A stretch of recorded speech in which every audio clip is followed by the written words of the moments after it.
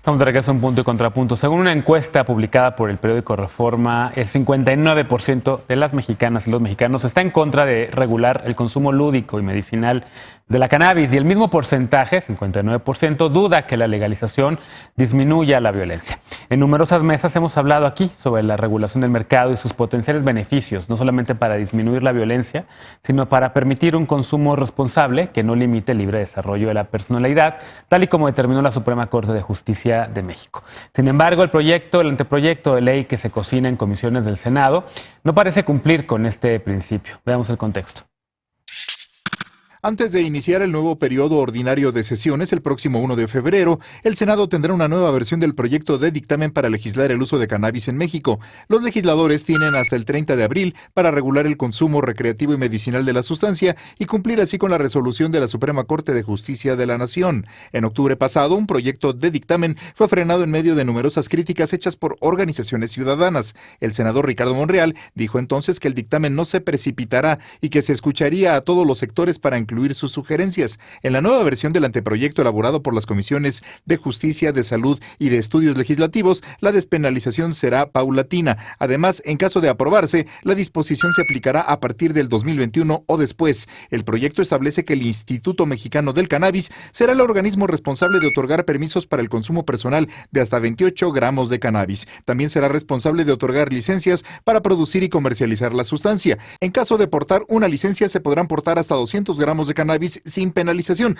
Sin embargo, la producción seguirá considerándose delito y quienes siembren, cultiven y o cosechen las plantas sin permiso pasarán de 6 meses a 3 años en prisión. Organizaciones de la sociedad civil han señalado que el proyecto no presenta cambios significativos respecto al presentado en octubre y que no cumple con lo establecido por la Suprema Corte de Justicia ni acaba con la criminalización hacia portadores y consumidores. Punto y contrapunto.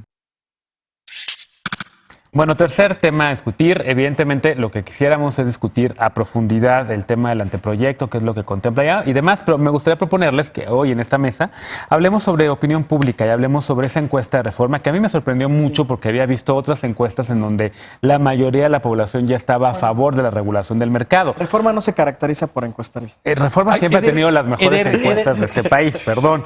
Ya no tiene Alejandro Moreno, que es el mejor encuestador. No aplaudían el 50% pero sigue arriba de Andrés Manuel. Una fantástica encuestadora. Pero a ver, digamos... Depende de la pregunta, ¿no? Me sorprendió mucho. ¿Cómo lo viste? A ver, ¿y qué decirle a la gente? O sea, porque hay gente que dice, bueno, que lo pongan a consulta. ¿Por qué regular algo en donde la mayoría de la gente está en contra? Bueno, primero porque ya hay una jurisprudencia de la Suprema Corte de Justicia de la Nación y entonces ya es una obligación, ya no es necesariamente algo que quisiéramos someter a ver si vuela y si tiene en realidad tracción y apoyo social o no.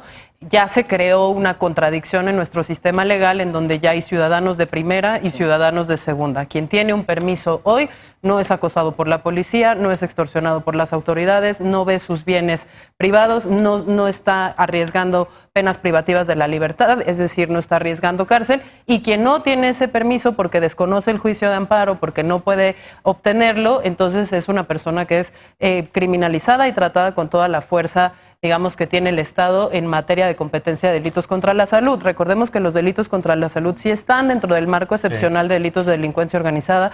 Te pueden incomunicar, te pueden arraigar, te pueden hacer cualquier cantidad de cosas que por otros delitos no necesariamente. Entonces, primero, es una obligación, pero sí fue interesante lo de la encuesta porque son preguntas distintas a las que normalmente habíamos levantado en sondeos.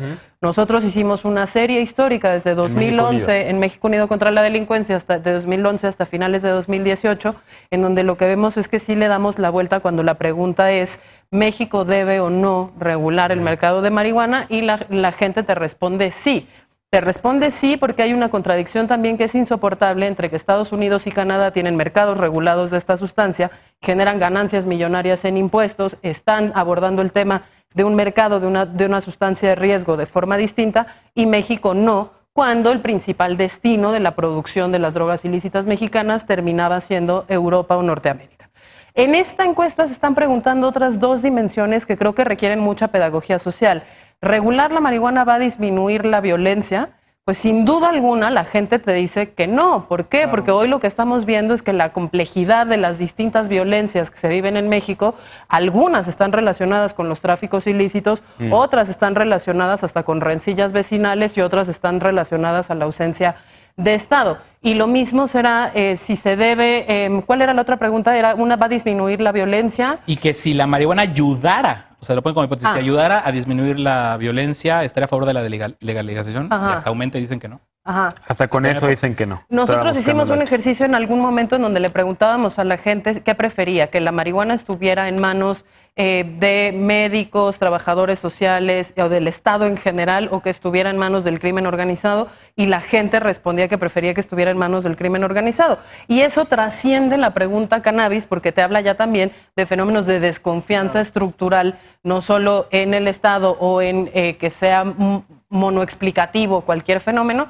sino que también pues ya ha habido mucho más análisis en esta discusión que te dice, pues no, la marihuana legal no va a acabar con los homicidios, pero un buen sistema regulatorio de marihuana, y eso hay que recalcarlo, lo que podría hacer es nuevamente priorizar nuestras acciones policiales y ministeriales para dejar de distraernos en delitos menores, y podría generar una economía lícita que no se dirime a balazos de una sustancia que es ampliamente consumida y que debemos abordar, eso no lo podemos olvidar, desde el lado de la salud y no desde el lado del sistema de justicia penal. A ver, Jessica, la encuesta también dice que, mira, o sea, datos interesantes. Por género, la mayoría, los hombres, 44% están a favor, las mujeres solamente un 29%. El rechazo en mujeres es mayor, 66%. La pregunta que decían ahorita, precisamente esta, si legalizar la marihuana ayudar a reducir la violencia en el país, ¿estaría a favor o en contra de legalizarla? 69% dice que en contra. Contra la pregunta básica nada más de si cree que legalizar la marihuana ayudaría a reducir, con un 57% en contra. ¿Cómo lo ves? También responde como al estigma, y creo que de hacer estas encuestas de forma interseccional es importante, porque las personas de la diversidad sexual también consumimos, también somos personas que de alguna u otra forma la usamos de forma recreativa, incluso dentro de las prácticas sexuales debería de entrar también su forma de abordarlo, y creo que hay una forma que se está olvidando, y es que la criminalización a las personas consumidoras es el estigma que hemos heredado históricamente.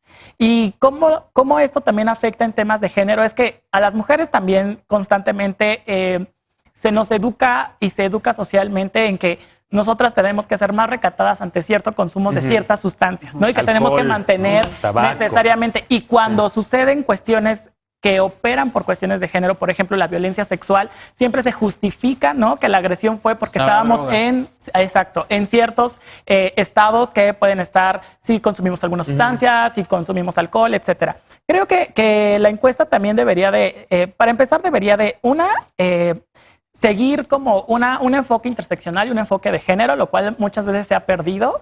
La otra es que debería también de apostar por quitar solamente a las personas que la consumen y también mirar cómo se está regulando y hacia dónde van a ir las ganancias principalmente, porque sí, con algo concuerdo, es que se busca que haya un mercado, pero no necesariamente es un mercado justo, ¿no? Y un mercado que tampoco es necesariamente en las propuestas y en los proyectos que va encaminado a que personas desde la cuestión autogestiva puedan incluso producirla, ¿no? Entonces creo que son los puntos importantes, y sobre todo qué va a pasar con las demás sustancias. Creo que esta es una puerta importante para evidenciar también pues la violencia que se ha vivido y que se ha generado a partir de la justificación de que las sustancias son el problema, cuando el problema está dentro del tejido social que responde a una lógica patriarcal, a una lógica machista, incluso una lógica de criminalización hacia las personas que lo consumen.